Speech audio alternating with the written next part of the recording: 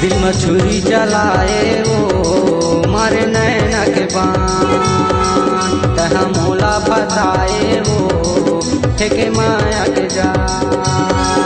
दिल में छुरी चलाए वो मारे नैना के बान, तहा मोला फसाए वो फेंके माया के जाल। दिल में छुरी चलाए रे मारे नैना के बान, तहा मोला फसाए रे फेंके माया के जाल।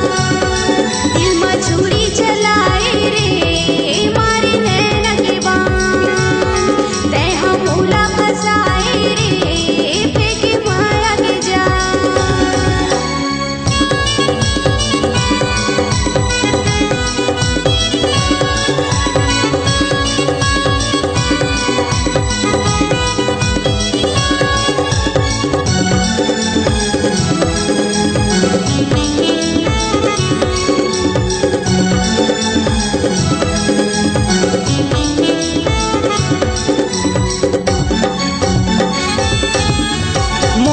बला के दागम डारे काहोगे गोरी तोला, 16-17 के तोर जवानी बैहा बनाए मोला।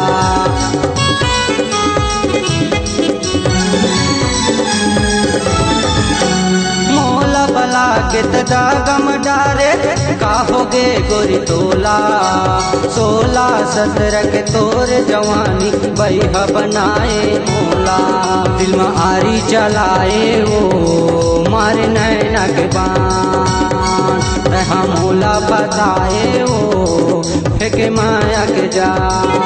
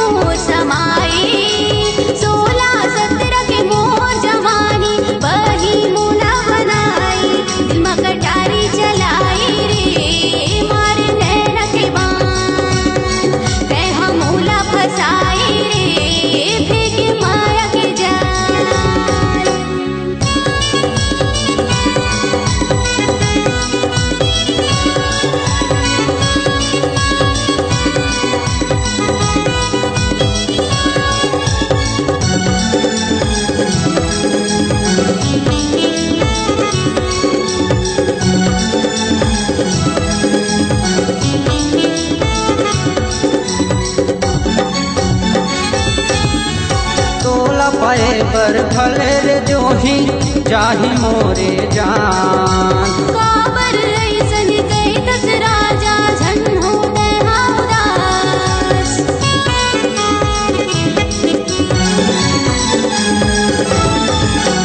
तोला पाए पर फले जो ही चाही मोरे जान।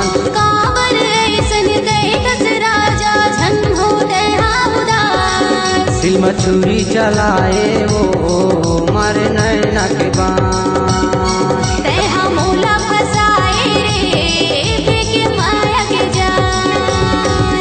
दिल में छुरी चलाए वो मारे नैना के बान, तहा मोला फसाए वो फेंके माया के जाल। दिल में छुरी चलाए रे मारे नैना के बान, तहा मोला फसाए रे फेंके माया के जाल।